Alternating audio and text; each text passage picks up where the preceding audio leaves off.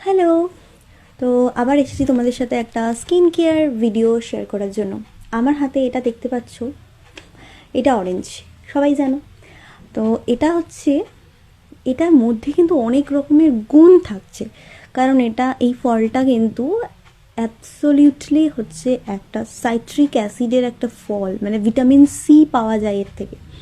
আর vitamin C আমাদের যেরকম ভেতরের থেকে খেলে স্কিন গ্লো সব থেকে ভালো করে, হেয়ারের কাজও খুব ভালো দেয়। তো আজকে টপিকটা হচ্ছে skin glow with vitamin C.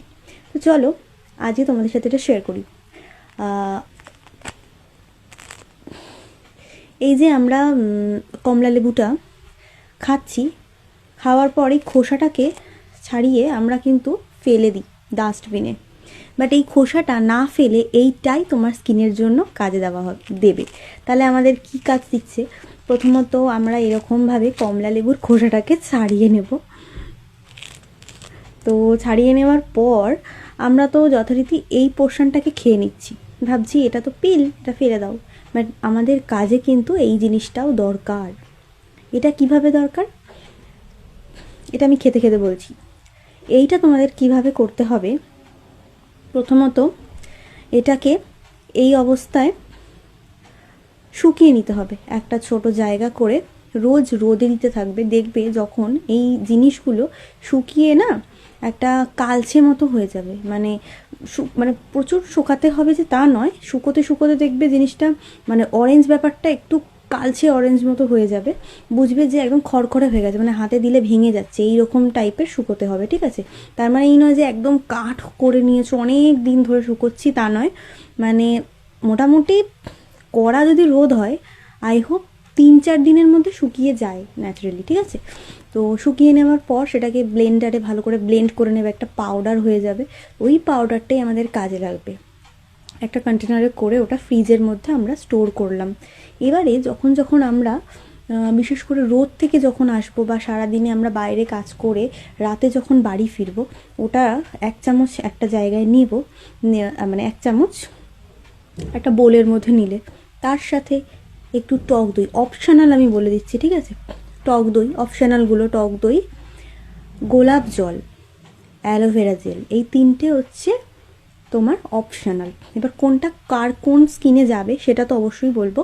তো ভালো করে ওটা ব্লেন্ড করে নেবে, করে নিয়ে স্কিনে লাগিয়ে কিন্তু মোটামুটি 5 থেকে 7 মিনিট, 10-15 মিনিট নয়, কারণ এটা হচ্ছে ভিটামিন সি। খুব বেশি স্কিনে রাখলে কিন্তু অনেক সময় স্কিনটা ড্রাই হয়ে যায়, অনেক সময় ইচিং হতে পারে, ঠিক আছে? আর সবার আগে কিন্তু সব কিছু প্যাচ টেস্ট করে নেওয়া দরকার। তাই হাতের এই যে জায়গাটা থাকে না, আমাদের জামাটা গুটিয়ে, মানে ব্যাপারটা তোমাকে বোঝাচ্ছি, এই যে এই পোর্শনটা যে হাতের কনুইয়ে যে উল্টো দিক, এটা কিন্তু প্যাচ টেস্টের জন্য খুব ভালো। তো এই জায়গায় সবসময় প্যাচ টেস্ট করে নেওয়া উচিত।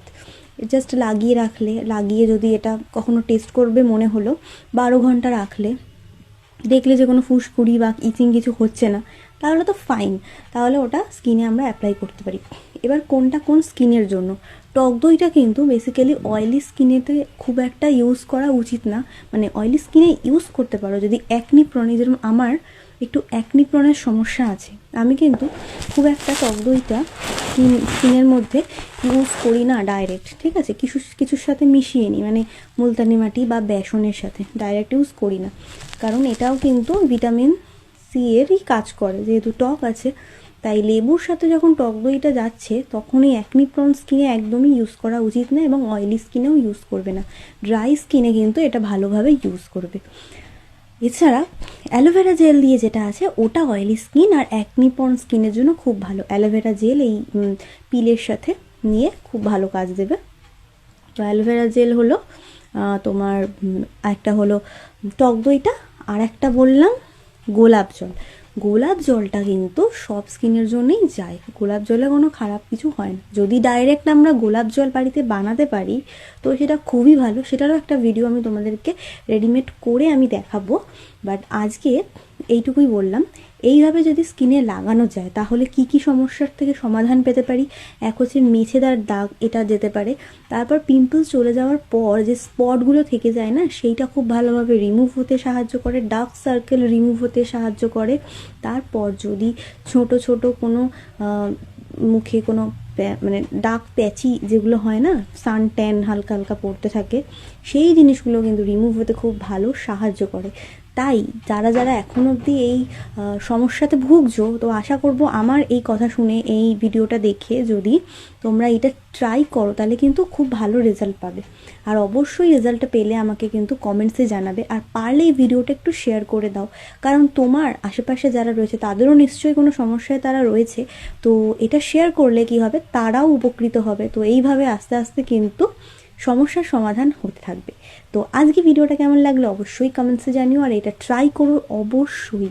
কারণ আমরা এই ছোটোখাটো টিপস বা ছোটোখাটো জিনিস কিন্তু ট্রাই করলে বাড়িতে, আমাদের পার্লারে যেতে হচ্ছে না প্রথমত, আর তারপরে যে কোনো পার্লারের সার্ভিস তুমি বাড়িতে নাও বা পার্লারে যাও, সেখানে কিন্তু একটা কস্ট থাকছে। তার থেকেও যদি আমি অন্যভাবে দেখি, সেটা হচ্ছে আমার স্কিনে কিন্তু অনেক রকমের প্রোডাক্টের আনাগোনা পড়ছে। তো সেই জিনিসটা হবে না, কারণ আমরা হোম রেমেডিস যদি সবসময় ইউজ করি আর বাড়ির খাবার খাই, তাহলে আমাদের স্কিনের সমস্যা হবে না।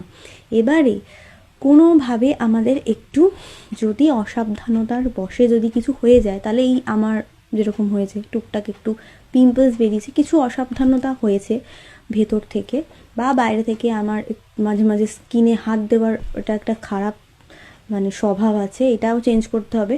যখন তখন নিজের হাতটাই কিন্তু আমাদের সবসময় নোংরা থাকছে, কখনো মুখে হাত দিয়ে দিলাম, তাই জন্য বা যে রুমালটা আমরা ইউজ করছি সেই রুমালটা কিন্তু আমরা আজকে ইউজ করলাম, ওটাই আবার কালকে ইউজ করছি না, সেটাকে কিন্তু রোজ চেঞ্জ করা উচিত এবং ওয়াশ করা উচিত। যদি সকালে ইউজ করি, ওটা বিকেলে ইউজ করব না, ওটাকে আবার ওয়াশ করে নিয়ে অন্য ইউজ করব। কারণ এইভাবেই কিন্তু স্কিনে অনেক সমস্যা দেখা দেয়। ইগনোর করে যাই আমরা যে বাইরে অফিস যাচ্ছি, কাজ করছি, টাকা রোজগার করছি, এত কিছু দেখবো না। বাট এইগুলো ছোটোখাটো জিনিস যদি একটু মেনটেন করা যায়, তাহলে কিন্তু আমাদের আর বাইরের বড় বা দামি কোনো প্রোডাক্ট ইউজ করতে লাগে না। তো আজকের মতন এখানেই ভিডিওটা শেষ করছি। কেমন লাগলো সেটা অবশ্যই কমেন্টসে জানাও। টাটা।